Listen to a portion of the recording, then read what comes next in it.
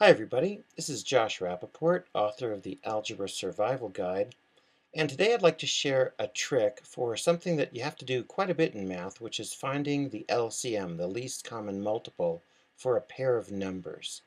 What I'm going to share today is a three-step process for doing this, and to get going, let's just assume that the two numbers we're going to find the LCM for are 8 and 12. Okay, now here's how the process works. In the first step, what you do is you just find the GCF for those two numbers, the greatest common factor. Well, that's pretty easy. The GCF for 8 and 12 is, as we all know, just 4, the largest number that goes into 8 and 12. I'm going to circle the 4, and circling means that we're going to use that number in the next step.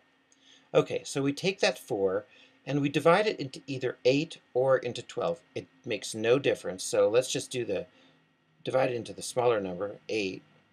8 divided by 4 is obviously 2, okay? And we're going to use the 2 in the next step, and since we've already used the 8, I'm going to put a little check mark, meaning we've used it. The other number we're going to use now is 12. All we do now is we multiply the 2 and the 12 together. In other words, the quotient that we just got, 8 divided by 4 is 2, times the other of the two numbers. 2 times 12 is 24. And what that tells you is that 24 is, in fact, the LCM. Is that amazing or what? I mean, that is short and quick.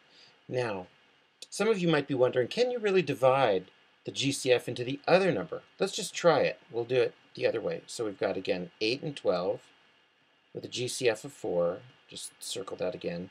Now, instead of dividing 8 divided by 4, we're going to divide 12 by 4.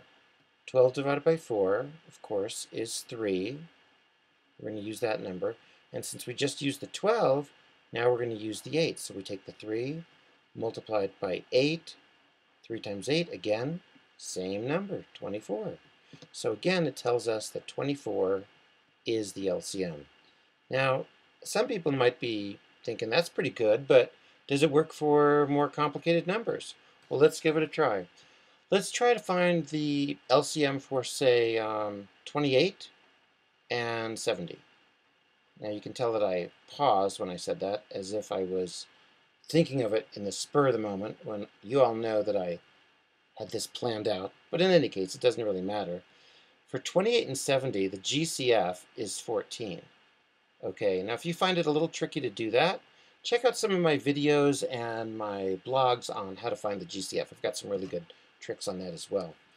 So we take that 14 and we divide it into either of these. Let's divide it into 28 because 28 is smaller. 28 divided by 14 is, of course, just 2. We take that 2, we've used the 28, now we want to use the other number, 70. 2 times 70, well, that's pretty easy. 2 times 7 is 14, so 2 times 70 is simply 140. So this tells us that 140, 140, is in fact the LCM, which it is, for 28 and 70. So that's basically the trick. If we want to recap, we'd say you find the GCF for the two numbers, you divide one of the numbers by the GCF, and you take the quotient you get and multiply it by the other of the two numbers. And that's it. That gives you the LCM. Is that quick and easy or what? Now what I want to know is, why didn't I learn that when I was in school? But in any case, if you're in school, you just learned it, and hopefully you can use it quite a bit. So enjoy.